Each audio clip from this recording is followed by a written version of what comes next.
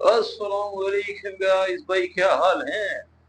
भाई साहब, Stuart law पे बात ना की तो यार गलत हो जाएगा। स्टुअर्ट लॉ कोई killer interview, fire statements, fire interview. He is eyeing world cups. घंटे के छोटे मोटे गेम वो नजर भी नहीं कर रहे उसके ऊपर, वर्ल्ड कप्स भाई। और T20 वर्ल्ड कप तो कर ही नहीं रहे, ओडीआई वर्ल्ड कप के ऊपर नजर है भाई साहब।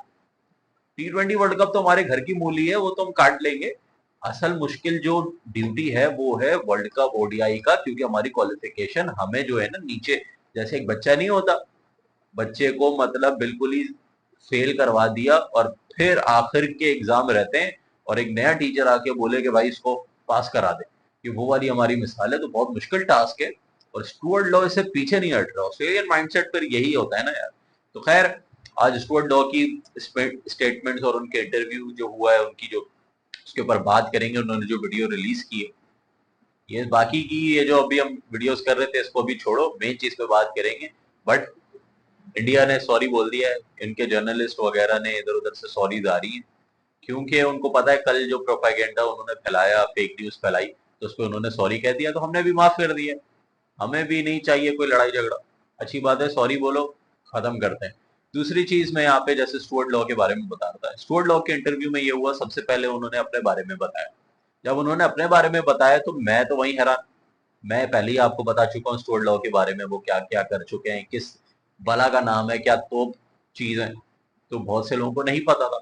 जब उन्होंने उनके मुंह से सुना ना, तो भाई बंदा जो है वो मतलब यार इतनी लेवल की कोचिंग उसने की हुई है, इतना लेवल का उसका एक्सपीरियंस है। मतलब कहता है मैं आके असिस्टेंट कोच बना, फिर मुझे श्रीलंका गया, वहां कोचिंग की मैंने, फिर बांग्लादेश में कोचिंग की, उसके बाद फिर मैं ऑस्ट्रेलिया आया, ऑस्ट्रेलिया में डोमेस्टिक में कोचिंग की, वुमेन टीम को कोच किया, फिर मैं जाके वेस्ट इंडीज चला गया, वेस्ट इंडीज के बाद मैं इंग्लैंड गया, वहां कोचिंग की, फिर मैं वापस से बांग्लादेश आया, फिर मैं यूएसए की कोचिंग की, फिर मैंने ये किया वो, भाई पता नहीं क्या कुछ नहीं। और सिर्फ कोचिंग नहीं की है, रिजल्ट्स भी प्रोड्यूस किए हैं। ये सारे टेन्यूर अगर आप स्टुअर्ट लॉ के निकाल लो, तो आप अगर श्रीलंका को सबसे पहले अगर कोच किया तो उनको फाइनल खिलाया, वर्ल्ड कप 2011 का फाइनल खिलाया, बांग्लादेश को कोच किया तो वर्ल्ड कप, बांग्लादेश को एशिया कप का फाइनल खिलाया 2012 में, वेस्ट इंडीज को कोच किया तो वेस्ट इंडीज को क्वालिफाई करवाया T20 वर्ल्ड कप में, जो वो नहीं कर पा रहे थे। उसके बाद इंग्लैंड से टेस्ट में जिताया उनको। यूएसए को कोच किया तो यूएसए को पाकिस्तान से हरवाया, यानी पाकिस्तान को यूएसए से हरवाया। बांग्लादेश से यूएसए को सीरीज जितवाई, यूएसए को सुपर 8 में T20 वर्ल्ड कप में क्वालिफाई करवाया। पता नहीं क्या कुछ नहीं किया, आपकी सोच है।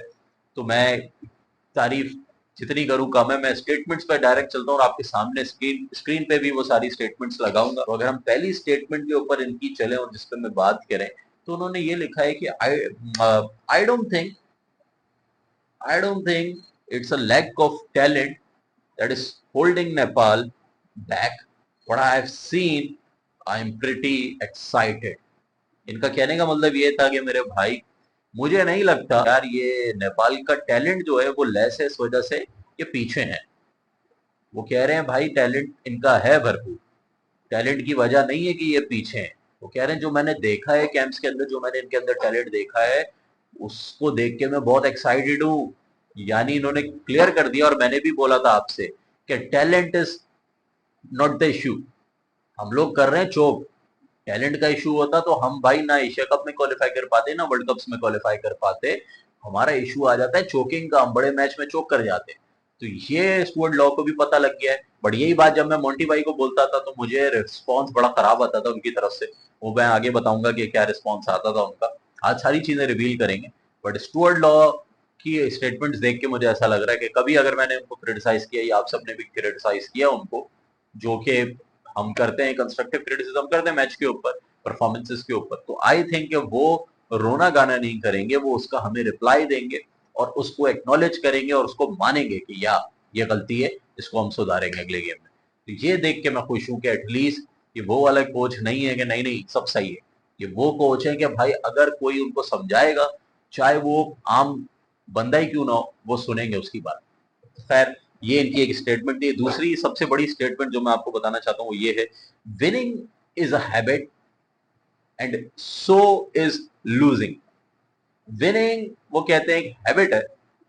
तो विनिंग अगर एक हैबिट है तो लूजिंग भी एक हैबिट है। अगर एक बंदा जीतता रहे तो उसकी हैबिट बन जाती है, वो फिर जीतता रहता है। लेकिन अगर हारने लगे, जैसे हम हार रहे हैं, तो वो भी हमारी एक हैबिट बन गई है कि हम हार रहे हैं। उसके बाद उन्होंने कहा कि we need to break the habit of losing, यानी अब हमें ये ब्रेक करना पड़ेगा जो हमारी हैबिट बन चुकी है ना लूजिंग, जो हार हार की हमारी हैबिट बन गई, और हारने के बाद हम ब्लेम डालते हैं कि वी आर लर्निंग, और फिर वेदर पे ब्लेम डाल दिया, फिर बॉल हाथ में नहीं आ रही थी, फिर वेदर देश फलाना देश, टॉस हार गए, पिच में ड्यू, ये वो पता नहीं क्या क्या। तो ये बातें नहीं होंगी, तो उन्होंने कहा take the habit of losing and develop the habit of winning. Once we do that we need to push further on. बहुत प्यारी स्टेटमेंट है। ये वो कोच है मेरे भाई, बड़ी बड़ी बातें नहीं करते। आपने कल से इंडियन मीडिया देख रहे होगे तो वो करते हैं लॉजिकल और सेंसलेस बात, और ये बोलते हैं कि बड़ा ये कर दिया, हम ये कर देंगे, हम वो कर देंगे, हम जीत गए। ये बातें आपको ऑस्ट्रेलिया के कोच की तरफ से सुनने को नहीं मिली। उन्होंने सीधी सी बात की, उन्होंने एक्नॉलेज की कि भाई हमारी एक लूजिंग हैबिट बनी हुई है और हमें उसको ब्रेक करना है। ये नहीं बोला कि मैं आ गया हूं, अब देखो मैं तुम्हें वर्ल्ड कप खिलाऊंगा, अब मैं ये कर दूंगा, हम ये कर देंगे। देखो मुंह की फायरिंग जो होती है ना, उससे कुछ होता नहीं है। पहले आपको गलतियां एक्सेप्ट करनी पड़ती है। तो इट इज गुड के स्टुअर्ट लॉ पहले ये उनको पता लग गया है कि हमारे फ्लॉज क्या हैं, गलतियां क्या हैं। तो साफ उन्होंने बोल दिया भाई we need to break the habit of losing, और फिर हमें विनिंग की हैबिट बनानी है। और जैसी वो हैबिट हमारी बन जाएगी तो उसको फर्दर पुश करना है। फर्दर पुश करने का मतलब ये होता है कि हम फिर वर्ल्ड कप्स खेलें लगातार, हम फिर एशिया कप्स खेलें लगातार। ये सेंस थी उनकी इस बात की। ये नहीं थी कि घर में टीमें बुला के लपेट लपेट के स्ट्रीकें बना रहे हैं 12 आउट ऑफ 11, और फिर जब बड़े गेम्स में गए तो पानी कम चाय खत्म। फर्दर पुश करने का मतलब ये होता है कि हमें फिर और टूर्नामेंट्स खेल रहे हैं। और इन्होंने जिस तरीके की बात की है CWC लीग 2 की, इन्होंने बात की, बहुत इंपॉर्टेंट बात थी, जिसके ऊपर इन्होंने बोला कि भाई वो मैचेस हम आए कर रहे हैं और वो मैचेस हमारे ऐसे हैं कि हमें वो हारने नहीं है। अभी मैं और स्टेटमेंट्स आपको बताता हूँ, अभी आप सुनते रहोगे, आप बोलोगे यार ये कोच, मतलब हमने क्या ऐसा कर दिया कि मतलब यार ऐसा कोच मिलना बहुत बड़ी बात है, इतना एक्सपीरियंस्ड है बंदे का। तो अगर हम यहाँ पे देंगे, पहले तो new era to start under Stuart Law. सबसे पहले उन्होंने क्या डिसिप्लिन का क्राइटेरिया बनाया वो आप देख लो। नो मोर अग्रीमेंट्स, सबसे पहले स्ट्रिक्टनेस फिटनेस टेस्ट के ऊपर होगी, यानी जो फिट होगा वही खेलेगा। घर का बच्चा गोद का बच्चा नहीं, मुझे तू पसंद है, ये वाली चीजें नहीं होंगी। स्ट्रिक्ट फिटनेस टेस्ट पहली चीज। दूसरा स्ट्रिक्टनेस इन डिसिप्लिन। डिसिप्लिन सबसे ज्यादा जरूरी है। डिसिप्लिन आपको मैं थोड़ा सा पॉइंट समझा दूं, डिसिप्लिन होता क्या है। डिसिप्लिन ये नहीं होता कि एक बंदा गालियां दे रहा है, वो वाली बातें नहीं कर रहे कि प्लेयर की डिसिप्लिन क्या लड़ाई झगड़े करता है या उल्टी सीधी लैंग्वेज में बात करता है या सुनता नहीं। डिसिप्लिन का मतलब ये है कि डिसिप्लिन, जैसे संदीप अपनी पीक पे चल रहा था, अभी रिसेंटली संदीप क्या कर रहा था, ऑफ स्पिनर बन गया, फास्ट बॉलिंग शुरू कर दी, लेग स्पिनर से ऑफ क्या नाम है राउंड द विकेट जाके लेफ्ट आर्मर बन गया, फिर ऑफ स्पिन कराना शुरू कर दी, फिर फास्ट बॉलर बन गया, फिर फास्ट बॉलिंग भी कर रहा था। तो ये जो उन्होंने बात की डिसिप्लिन, ये होता है कि जो आपका रोल है वही होगा। दूसरी कि सोमपाल को बना दिया ओपनर, ओपनिंग चले जाओ, फलाना को इधर ले जाओ उधर ले जाओ, ये चीजों पे भी बड़ी स्ट्रिक्टनेस हुई है। और ये भी वो तो है ही है कि भाई आप के माहौल वगैरह सही रखेंगे, डिसिप्लिन नहीं होगी। जैसे बस मिस हो जाए, टाइम पे नहीं आए, ट्रेनिंग पे टाइम पे नहीं आए, अपनी मर्जी से आ रहे हैं, अपनी मर्जी से जा रहे हैं, गेम प्लान जो हो रहा है उसके मुख्तलिफ ही खेल रहे हैं, टीम ने प्लान क्या दिया आप जाके कुछ और ही कर रहे हो पिच के ऊपर। तो ये सारी चीजें उसके अंदर आती हैं और उसमें स्ट्रिक्टनेस की है स्टुअर्ट लॉ ने। नहीं करोगे बाहर हो जाओगे। स्टुअर्ट लॉ के पास इतना इख्तियार है मेरे भाई, कैन बोर्ड ने दे दिया है। और स्टुअर्ट लॉ जिस तरीके के कोच हैं, उनकी आप सुनोगे ही सुनोगे, उनका एक अलग ही ऑरा ही अलग दिख रहा है भाई सामने। वो कोच है ही नहीं ऐसा, क्योंकि जिस कोच को ये डर हो ना कि मेरा कॉन्ट्रैक्ट, मेरा पैसा, वो आपकी सुन लेगा। मैं सीधी सी बात बताता हूँ, स्पोर्ट लॉ को परवाह नहीं है, मेरे कॉन्ट्रैक्ट बच जाए या मैं 2 साल पूरे कर लूं, मेरे पैसे जेब में आ जाए, उसको इससे परवाह ही नहीं। वो आया है तो भाई मुझे जो रोल है वो मैं शिद्दत से करूंगा 100%। प्रोफेशनल्स होते हैं भाई, ये गोरे प्रोफेशनल्स होते हैं, इन चीज पे मैं इनको अप्रिशिएट करूंगा। बहुत प्रोफेशनल होते हैं भाई, ये कॉम्प्रोमाइज ही नहीं करते। जिस चीज का आप इनको काम का पैसा दे रहे हो उसमें ये नीचे जाएंगे ही नहीं, ये पूरा काम अपना करके आपको देंगे। और अगर आप दखल अंदाजी करोगे, इतना कैलिबर ये रखते हैं, इतना तप्पड़ ये रखते हैं रिजाइन करने का। आप मिसाल उठा लो यार इनके प्लेयर्स की, बड़े से बड़ा प्लेयर अपनी पीक के ऊपर छोड़ छोड़ के गया है, और दूसरी जाने आप एशियन प्लेयर्स देखो, बुढ़े भी हो गए हैं, लोग धक्के मार के निकालना चाह रहे हैं तब भी नहीं जा रहे, बट उनके लड़के पीक पे चले जाते हैं 30 साल में जब चले गए। अब तो आजकल तो 24-25 में लोग जा रहे हैं। और कोचेस, अभी स्टुअर्ट लॉ भाई इतनी यंग एज में कोच बने, पता है ना किसको क्या करना है। तो ये वो वाले कोच नहीं है कि बस अपनी जेबें गर्म कर ले। तो ये चीजें हैं, आपने सुननी पड़ेगी भाई, नहीं सुनोगे बाहर हो जाओगे।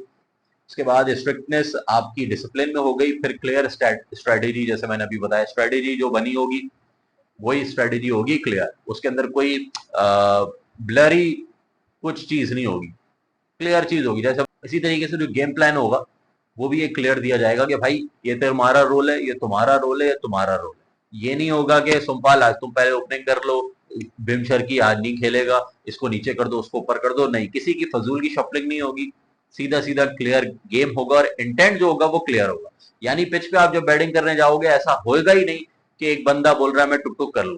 प्लान होगा क्लियर, भाई मार करना है, अटैक करना है, अग्रेशन से खेलना है, ये आपका मोटिव होगा आगे के मैचेस में। उसके बाद opportunity for youth based on performance, सबसे बड़ा स्टेप ये लिया गया है कि ये जो हमारे यंगस्टर्स हैं इनको अपॉर्चुनिटीज रेगुलरली मिलेगी और उनकी परफॉर्मेंसेस के ऊपर। यानी बहुत बड़ा एक साइन है यंगस्टर के लिए, अगर मैं यंगस्टर हूं, मैं ये स्टेटमेंट पढ़ूं तो मैं खुश होऊंगा कि हाँ अगर मैं परफॉर्म करूंगा मैं टीम में आ जाऊंगा। बहुत बड़ी स्टेटमेंट है और ये होने वाला है। उसके बाद experience of Stuart Law will bring systematic thinking and new energy to Nepali cricket. CWC League 2 is getting ready, he is getting ready with Gyanendra Malla. तो भाई ये दोनों का कॉम्बो मुझे लग रहा बड़ा डेंजरस होने वाला है बाकी टीमों के लिए। और अगर मैं यहाँ पे आपके मेन चीजें पढ़ दूं, ये आप देखो एक साथ। Now every game must be won, no place to lose. Stuart Law की ये थिंकिंग है, अब वो हार तो उनको बर्दाश्त ही नहीं है। और वैसे भी उन्होंने सबसे पहले आते क्या बोला था, आई am a bad loser, I don't like losing. तो ये बात तो आप फिर समझ ही लो। स्टुअर्ट लॉ ने फिर कहा है, Stuart Law said himself the direction given to me from can is very clear. We must win every game in League 2. We can't take any game lightly. There is a matter of reputation of a nation. Heads off यार, heads off। मतलब यार ये जो clear message Stuart law को मिला है ये बहुतों को भी मिल चुका है, लेकिन स्टुअर्ट लॉ ने उस चीज को दिल पे लिया हुआ है। ये उस चीज को इतना कनेक्ट कर लिया या उस चीज को सीरियस इतना ले लिया, वरना ये चीजें भाई कैन बोर्ड या कोई भी बोर्ड, कोई भी कोच आता है उसको यही बोलता है। कोई भी बोर्ड पागल तो नहीं है, ये तो नहीं बोलेगा कि भाई आ गए हो वह हारना है, वही सब यही बोलेंगे भाई जीतना है, हार सकते ही नहीं है, ये नहीं है, वो नहीं। नहीं ये बोला, बट वो चीज उनको, उस चीज को पॉइंट आउट उन्होंने करके बहुत बड़ी बातें ये बोली हैं कि भाई कैन ने जो मुझे डायरेक्शन दी वो बड़ी क्लियर है और अब हमें यहाँ से सारे गेम जीतने चाहिए। लीग 2 में एक भी गेम हम लाइटली नहीं लेंगे। उसके बाद जहां पर रेपुटेशन हमारी पीछे आई हुई है नेशन की, उनको क्या पता कि भाई हमें आदत हो गई, हमें ये हार हार की और हमें ये लर्निंग स्पीचेस की आदत हो चुकी है। और वो ये समझ रहे हैं कि भाई रेपुटेशन खराब नहीं करेंगे हम किसी नेपाली लोगों की, और जीत चाहिए ही चाहिए। उसके बाद Nepal is a very important, Nepal is in very important mode right now. League 2 performance will have big impact on the future ODI status, world cup क्वालिफायर्स and ranking. यानी उन्होंने सीधी सी बात कही है भाई नेपाल जो है अभी बहुत इंपॉर्टेंट मोड के अंदर है और लीग 2 परफॉर्मेंस जो है हमारी वो एक बिग इम्पैक्ट प्रोड्यूस करेगी, जिसकी वजह से हमारा ODI स्टेटस जो है वो भी स्टेक पे है, इसकी वजह से रैंकिंग भी स्टेक पे हैं और वर्ल्ड कप क्वालिफायर्स भी। यानी अगर हम लीग 2 के अंदर अच्छा करते हैं तो हमारी ODI स्टेटस भी बरकरार रहेगा, हमें कोई नहीं छीन सकता।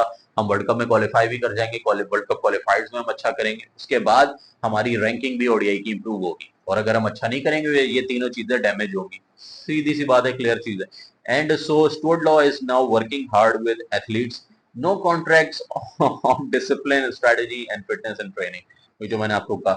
Now, what is the question? Is our team ready to win every game? And do you believe that Nepal can make history under the leadership of Stuart Law? ये मेरे आप लोगों से सवाल है, ये आप लोग कमेंट करके मुझे बताइए। लेकिन मैं सिंपल सी बात कहूँगा, फायर स्टेटमेंट्स, बट यही सवाल मैं आपको जैसे पूछ रहा हूँ, जब ये स्टुअर्ट लॉ को ये चीज पता है ना, लेकिन जब हमने क्रिटिसिज्म किया नेपाल के दूसरे कोच जब थे मोंटी भाई, तो मोंटी भाई ने बताऊं क्या किया हमेशा, जिसकी वजह से मैं उदास रहा हूँ। उनकी स्टेटमेंट से और उनके माइंडसेट से, और उसकी वजह से टीम के माइंडसेट से। वो जब भी मैंने क्रिटिसाइज किया है तो मेरे पास मैसेज ये आता था और मुझे पता ये लगता रहा, तो वो ये कहते थे कि यार players are young, we are doing, we are देंग, फलाना ढिमाका। और फिर उन्होंने आगे जाके एक और चवल ये मारी कि यार जो आप क्रिटिसाइज करते हैं ना उनको ना देखो। ये सुन के मेरी सबसे ज्यादा हटी, और मैंने कहा यार इस बंदे के बारे में बात ही नहीं कर। आपने फिर बीच में देखा होगा मैं रोहित पॉडेल मोंटी पे बहुत कम और ज्यादातर रोहित की बात करके हम आगे चलते थे और मोंटी डिसाई की तारीफ वारीफ करके हम साइड हो जाते थे। क्योंकि यार आप ये देखो, कोच कहता है क्रिटिसिज्म हो उसको ना देखो, क्योंकि यार वो चू चू कर रहे हैं, हम तो यंग हैं अभी, तो हम सीख रहे हैं। अबे तुम्हें 2 साल हो गए कोचिंग में, तुम अभी तक सिखा रहे हो। इस बंदे को 1 महीना नहीं हुआ अभी, ये बातें कर रहा है कि भाई मैं वर्ल्ड कप को देख रहा हूँ, मैं यहाँ पे स्ट्रेटेजी बना रहा हूँ, हमारा माइंडसेट क्लियर है, मैं कोई व्हाइट बोर्ड लेके नहीं बैठूंगा, मैं I don't like losing, I I am a bad loser, we want to win, we have to create winning habit, हमें लूजिंग हैबिट को तोड़ना है, विनिंग हैबिट पे जाना है, और फिर मूव फर्दर उसको फिर पुश करना है, फिर हम आगे की अचीवमेंट्स करनी है, ऐसे बच्चों वाली हरकतें नहीं करनी कि घर में ही जीतेंगे। तो भाई ये फर्क होता है। आपने कोचिंग की है भाई, लेकिन आपने कुछ बातें ऐसी की हैं जिसने सब नेपालियों के साथ आपने जो आपका रोल था ना, आपने सही से नहीं निभाया मेरे भाई, सही से नहीं निभाया। देखो घर के अंदर आपकी अचीवमेंट्स अगर आप बोलो तो घर के अंदर तो यार कुछ वही, कुछ ना भी हो तो हम जीत ही जाएंगे। घर के अंदर तो हमने वेस्ट इंडीज को नहीं खड़े होने दिया, घर के अंदर तो रोहित ने वेस्ट इंडीज पे सेंचुरी मार दी। घर पे तो इशू नहीं है, इशू था बाहर का।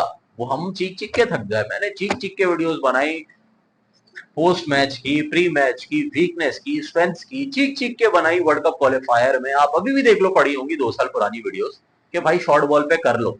और ये मैंने कब बोली थी? 15 दिन पहले। लेकिन मेरी सुनेगा कौन? उन्होंने कहा बे यार क्रिटिसाइज कर रहे हो, नहीं इसको नहीं सुनना ये। उसके बाद ये हो गया, नहीं सुनी। उसके बाद फिर एशिया कप आया, मैंने इनको बोला शॉर्ट बॉल की मत करना भाई। एशिया कप श्रीलंका में बॉल ऊपर ही नहीं आएगी, इस साइड पे आएगी, इस साइड पे आप छोड़ोगे नहीं। वो चीज करेक्ट साबित हुई। इतनी शॉर्ट बॉल कराओ भी तो सिराज को कितने लंबे लंबे मेरे भुटिल ने मारे, और फिर आसिफ के भी छक्के थे उसके अंदर, सोमपाल ने भी एक उठा के ये मारा था, हार्दिक ने शॉर्ट बॉल करने की कोशिश की थी, वो उठी नहीं। नहीं है ना पिच, वो मैंने कहा स्पिन पे कर लो, आपने वो भी प्रैक्टिस नहीं की, जडेजाओं पे आप आउट होके चले गए। तो मुझे ये समझ नहीं आता कि भाई आपको हम क्रिटिसिज्म कर रहे थे तो ये थोड़ी बोल रहे थे कि यार आपकी शक्ल अच्छी नहीं लगती, आप ये हो, आपके अंदर आप ये हो, आप फलाना हो, आप दिमागदार हो। आपकी पर्सनल तो नहीं अटैक कर रहे थे, ना फैमिली पे अटैक किया, ना गाली गलौज किया, आपके तो गेम पे कर रहे थे, प्लान्स पे कर रहे थे, हार पे बोल रहे थे। और आप बच्चों वाली बातें करके चले गए कि यार क्रिटिसिज्म करने वालों को ना देखो, हम लर्निंग कर रहे हैं, हम सीख रहे हैं, अभी बच्चे हैं, हम ये करेंगे। यार बच्चों वाली बात है। खैर अब मैं खुश हूं कि एटलीस्ट अगर हमसे कोई सजेशन हमें देना हुआ, या आप में से किसी को देना हुआ, या हम कोई क्रिटिसिज्म करेंगे हारने पे, तो स्टुअर्ट लॉ वो बंदा है कि वो भाई उसको लेगा दोनों हाथों से और उस पर काम होगा। बट मैं स्टेटमेंट्स देख के बड़ा खुश हुआ एटलीस्ट के यार एक कोच हमारे पास आया। और आई थिंक अब तक का सबसे बेस्ट डिसीजन कैन का ये है कि उन्होंने कोच लेके आए हैं एक ऑस्ट्रेलियन, और Stuart law full of experience उनको लेके आए हैं, बहुत एक्सपीरियंस है भाई का। तो लेट्स सी कि आगे क्या होता है। वीडियो लाइक वाइक करो, और नेक्स्ट वीडियो में आपके साथ फिर मिलता हूँ।